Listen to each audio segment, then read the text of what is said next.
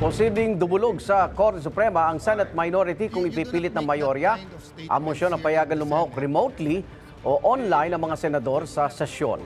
Pero ayon kay Senate Minority Leader Tito Soto, gagawin muna nila ang lahat ng posibleng parliamentary strategies bago ireklamo ang mayorya para sa anyay grave abuse of discretion. Sinabi rin ni Senador Kiko Pangilinan paglabag sa maraming probisyon sa Senate rules pati sa iba pang mga nakagawian sa Senado kung papayagan ang motion. Nanindigan naman si Senate President Alan Peter Cayetano sa isinusulong ng majority na magbutuhan na lang kung itutuloy ang pagtalakay sa mosyong payagan ang paglahok sa session online. Anya, hindi pa naman daw ito tungkol sa substance ng motion ni Senador Rodante Marcoleta, kundi kung pwede na itong talakayin sa plenaryo. It's like us saying, are you afraid if we have the hearing on the Blue Ribbon on flood control, mababanggit ka rin